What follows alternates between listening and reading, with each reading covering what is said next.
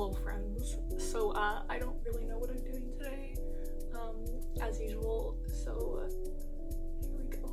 So I'm just gonna start off using a little bit of moisturizer because it's one of the most important things to do to prep your skin before doing anything, and my moisturizer looks very small because it was a free sample because your girl is cheap. I'm going to use this Milk Makeup cooling water stick. It's supposed to be for your under eye. It just cools everything down and reduces any puffiness. So because I'm probably going to do a dewier look today, I'm going to use the Milk Makeup Luminous Blur Stick. So it's their stick primer, but it's the luminous version, so it sort of has more of a highlight in it, and I'm just sort of putting it all over the face, and I'm gonna pat it in. You want to try not to rub it because if you have dry skin like me or any skin flakes, it's just gonna lift up all those flakes and your foundation is gonna look real crusty, and we don't want crusty foundation because that's not cute. So the next step I'm going to do is foundation. I'm using the Too Faced Born This Way foundation. I usually like to mix one pump with a bit of my Josie Maran Argan Oil, but you can use any face oil for that. It just makes it a bit more moisturizing and it thins it out because I don't like too heavy coverage, so I just add a couple drops of oil in there and mix it in. And I'm using the Real Techniques beauty sponge, which I end up calling a beauty blender anyway. It's cheaper than the beauty blender, and then I feel less bad going through a lot of them. And you don't want to use the same beauty blender for too long because it gets sort of gross and collects a lot of bacteria.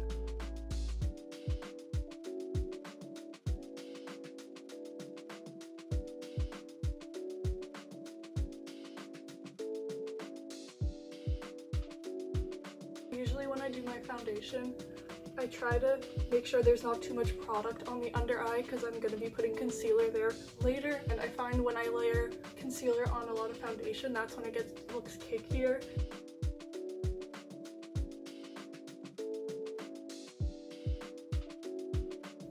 So the next step I have is concealer, and I'm using the Born This Way Sculpting Concealer, which is the new one, and it's really, really good. I really like it.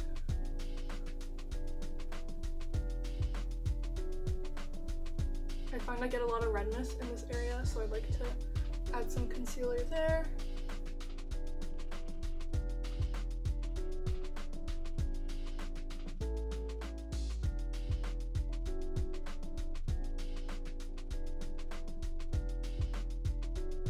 So I like to immediately set my concealer with some loose setting powder. So I usually like to use a damp sponge for the under eye.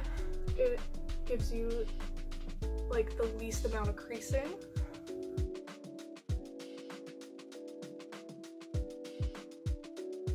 And then for the rest of the face, I like to use a big fluffy powder brush. This is from the Rouge and Rogue Dragon Slayer brush collection. I like to swirl the brush in the powder cap and tap it off because I find that's how you get the thinnest powder. It really breaks up the powder so that you don't get any clinging to dry patches, and I like to make sure I do it really lightly on the face because I used to go a little bit more heavy-handed with the brush and push down harder, and I found that is what would sometimes lift up dry patches or make things end up going streaky or not cute. And then because I'm going to be doing eyeshadow next, I like to put a little bit of a thicker layer of powder under the eyes because it makes it easier if you get any fallout for darker shadows to get rid of that and make it look not bad. So next I'm going to move on to my brows. Sometimes I do eyeshadow first, sometimes I do brows first, and I'm using the Kat Von D Super Brow Pomade. I know that Kat Von D came out as an anti-vaxxer, and I'm not really a fan of that. However, I have these products, I spent money on them. This one actually was sent to me for free, but still, I have them, I'm gonna use them. I don't want to be wasteful, and don't mind me, I suck at brows, so I'm gonna use them here.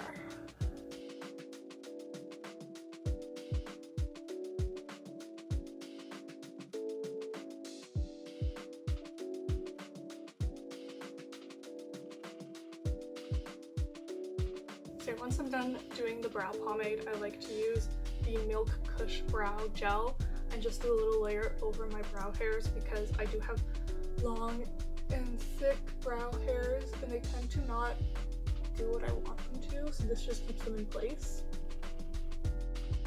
So next I'm going to go on to eyeshadow. So I'm going to start with the Too Faced Shadow Insurance. This packaging is beat up because I use this all the time. And I'm probably going to use my beauty sponge to blend it out because my nails are pretty much talons at this point. Like, they're very pointed and it's just not going to blend out well with my fingers.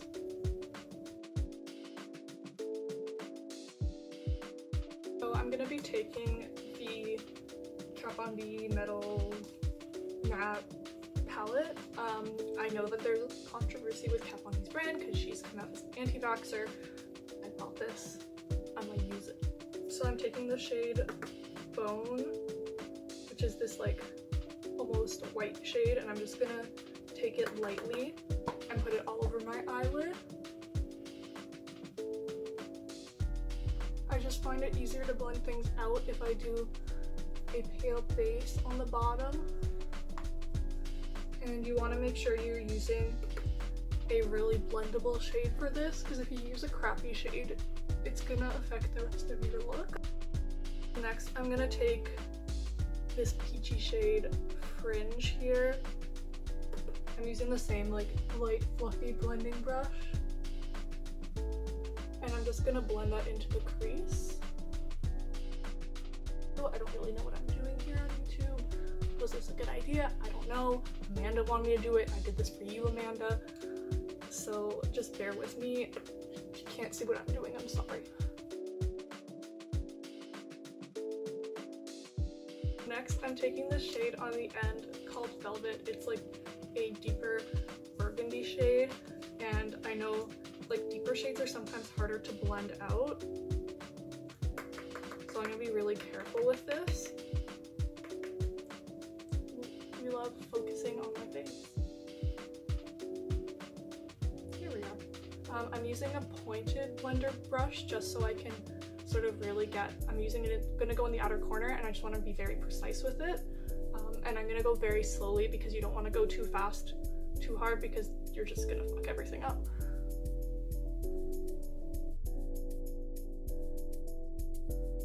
Just packing that on at first in the outer,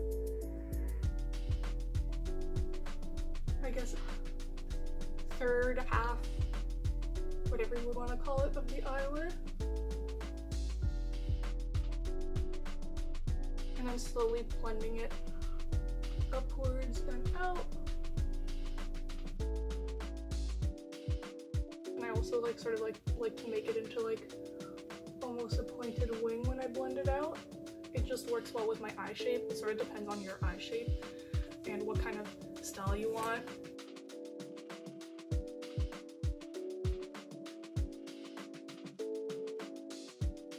So next I'm going to go in with a much like, see, it's like a flat shader brush, but it's pretty thin, so I'm going to use that to go underneath.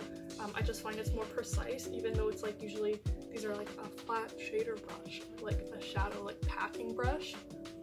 I just find this works best for my under eye, and I'm going with that peachy transition shade first. And I like to make sure I like drag the transition shade to the outer portion, like connecting with that big like wing type shape I've made, so it's just consistent from underneath the eye to above the eye, so they just sort of connect. And then now I'm going to go back into that burgundy shade and very lightly focus it on the outer portion of the lower eyeball. And then I'm going to go back in with that fluffy brush I used for the transition, and once again just blend out that under eye. I'm going to go with this silvery shade called Tinsel, and I'm using the same flat like shader brush that I used for underneath my eye. I just sort of dusted it off. I'm lazy, I just want to use the same brush. So I'm putting that, I'm tapping it on to the inner portion of the lid that I didn't put the burgundy shade on, and also making it overlap a bit with the burgundy shade, just so that it blends out. I'm going to wet my brush a little bit.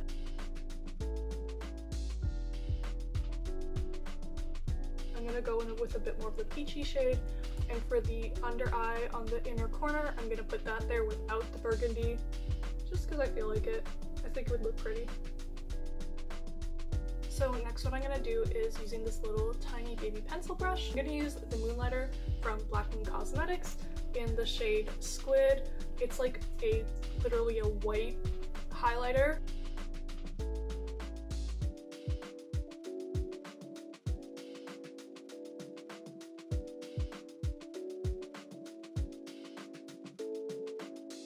And I find this highlight, you can build it up, but you can also make it really sheer and it looks really pretty like that too. To finish up the eyes, I'm going to use the Milk Kush mascara. I don't really like doing eyeliner a lot because I tend to fuck up the look completely whenever I do eyeliner. So I'm just going to do mascara. And I do sometimes put on lashes, I just don't feel like it today. So now that my eyes are done, I'm going to go back in with that same fluffy brush from earlier and make sure I'm like dusting away any excess powder. For contour today, I'm actually going to use this the Hoola Bronzer by Benefit. Benefit is not cruelty-free. They sent this to me for free. I like it. I use it. Will I buy it? No, not until they stop testing on animals, because you don't need to test on animals. Just stop it. But I will use it.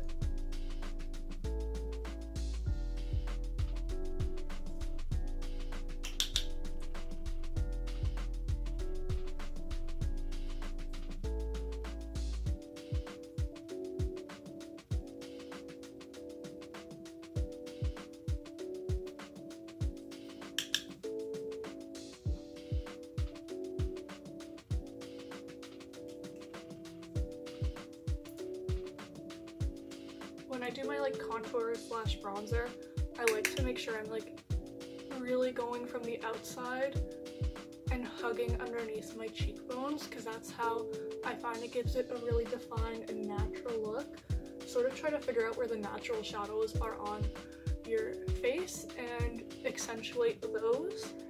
And I like to go up a little bit because I find that makes it look really natural and makes your cheekbones look really good. I also then like to go onto the forehead very lightly, a little bit up in these like corners here. I don't think these are quite the temples, it's still the forehead. I just find with my face shape it looks good if I put some like darker like bronzer or contour there. And then underneath the jawline really brings it together and accentuates your jawline.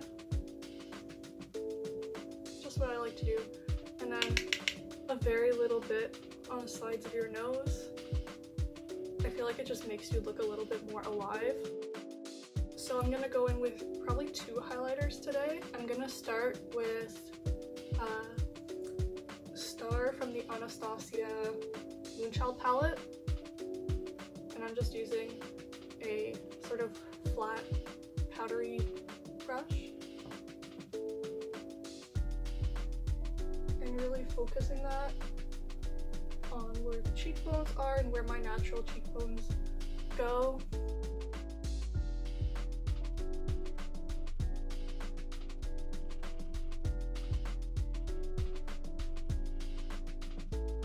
I'm gonna go in with this Colourpop Super Shock cheek blush in Prenup. It's sort of a cooler toned pink color. Everything's very cool toned, so I think it's just gonna fit together well.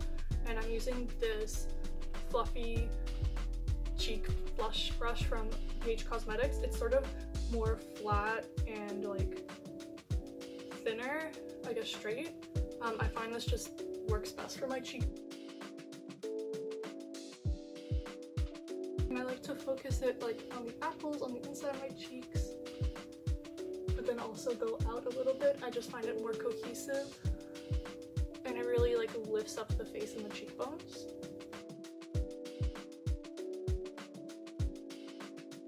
And then finally, I'm gonna go back into the Blackmoon Cosmetics highlighter, if I can open it, and I'm gonna go over where I highlighted on the cheeks.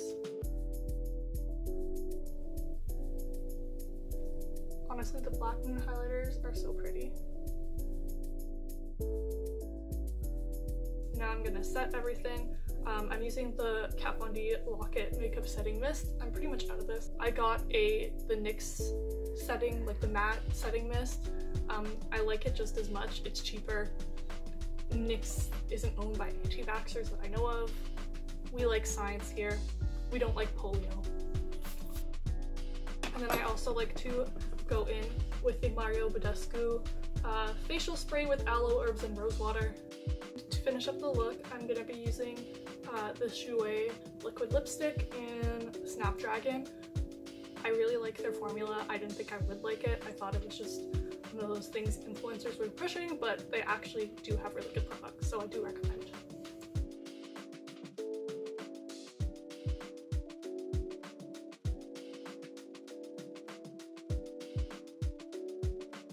So this is the finished look. I hope you enjoyed this video. If you did, you can subscribe or like it or comment it. You don't have to. I don't know. Just let me live my dreams. Let me become an influencer. So yeah, thanks for watching. If you're still here, thanks Amanda, you my #1 fan. I know no one else is still here. But yeah, have a good day. Bye. So next, I'm gonna take this shade.